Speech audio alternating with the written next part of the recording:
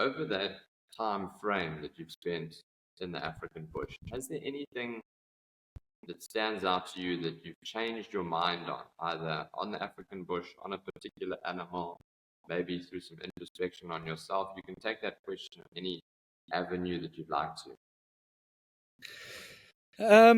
Yes, actually, yes. And that's a very interesting question, because we often just think that we're okay, that we're okay doing that, 10 meters off road, you won't do that much damage.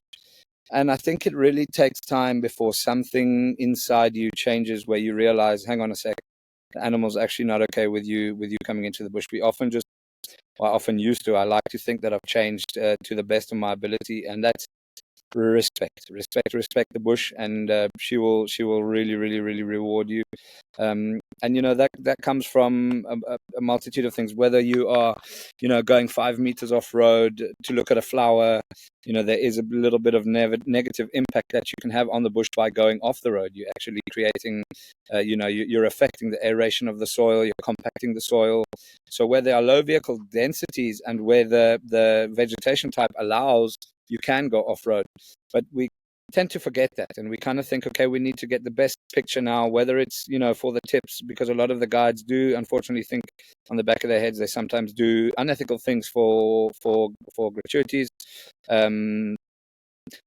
Essentially, they want to get their guests their best picture. These photographers come from all over the world, and you sometimes need to just remind yourself that conservation first, tourism second. Conservation first, and sometimes it's just a simple flattening of the ears that a few years ago I actually wouldn't have even thought of.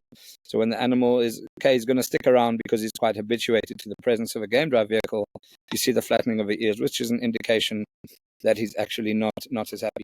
Bundu bashing, I had a wonderful experience a couple of weeks ago when I was in the Masai Mara with a safari there. And I was not driving the vehicle. It was one of my first, I grew up in Kenya, but it was one of my first times back as a qualified guide, and I was still being shown the area. So I was actually being driven by a local Maasai, and we had an incredible leopard sighting, but the leopard was moving away from us.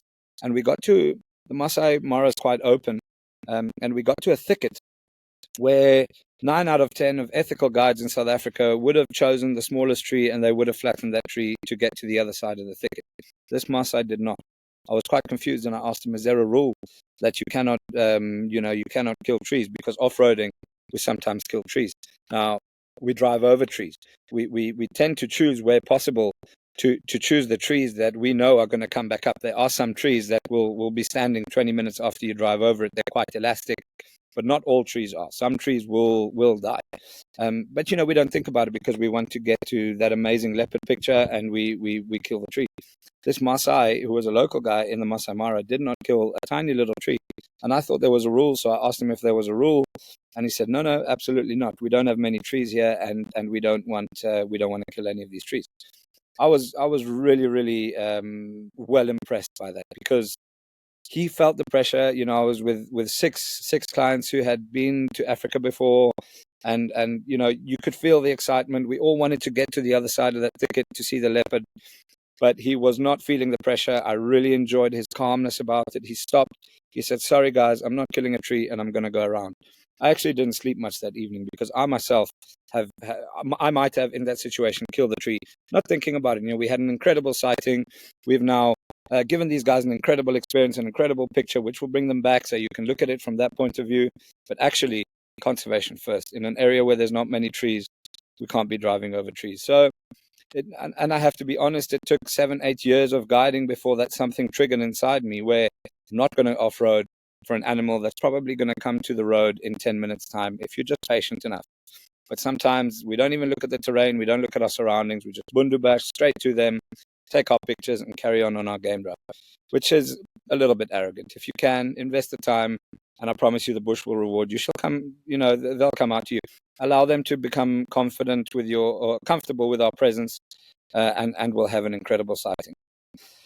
And that even goes for picking of flowers. Some guys go, oh, look at this incredible flower. They pick it, they bring it to the guest, they take a picture, they put it on their camera bag, take 2 pictures, and toss it overboard. That's not okay.